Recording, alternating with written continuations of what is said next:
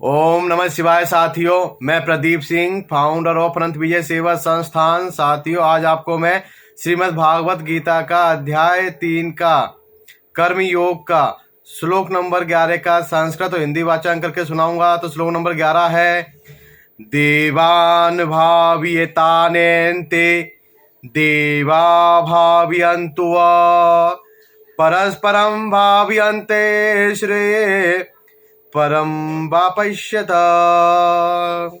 इसका हिंदी अनुवाद है, यज्ञों के द्वारा प्रसन्न होकर देवता तुम्हें भी प्रसन्न करेंगे और इस तरह मनुष्यों तथा देवताओं के मध्य सहयोग से सभी को संपन्नता प्राप्त होगी। तात्पर्य है, देवतागण सांसारिक कार्यों के लिए अधिकार प्राप्त प्रशासक है।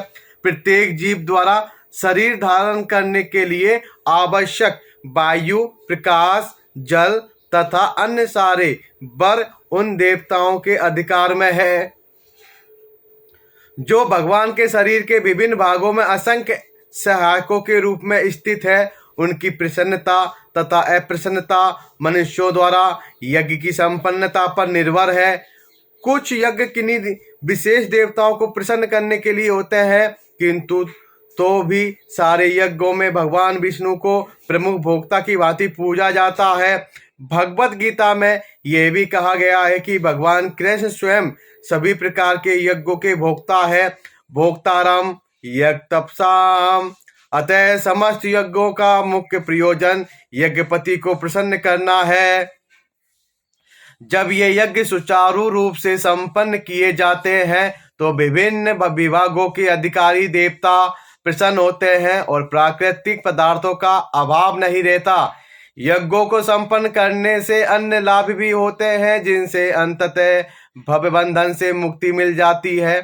यज्ञ से सारे कर्म पवित्र हो जाते हैं, जैसा कि वेद वचन है, आहार शुद्धो सत्व शुद्धि, सत्व शुद्धो ध्रुवा स्मृति, स्मृति लंबे सर्व ग्रंथि नाम विप्र मोक्ष। यज्ञ से मनुष्य के खाद्य पदार्थ शुद्ध होते हैं और शुद्ध भोजन करने से मनुष्य जीवन शुद्ध हो जाता है। जीवन शुद्ध होने से स्मृति के सूक्ष्म तंतु शुद्ध होते हैं और स्मृति तंतु के शुद्ध होने पर मनुष्य मुक्ति मार्ग का चिंतन कर सकता है और ये सब मिलकर कृष्ण भावना मृत तक पहुंचाते हैं, जो आज के समाज के लिए सर्वाधिक आवश्यक है। तो श्लोक नंबर 11 का संस्कृत और हिंदी वाचन यह है। कल फिर मिलेंगे श्लोक नंबर 12 के साथ। ओम नमः शिवाय साथियों, धन्यवाद।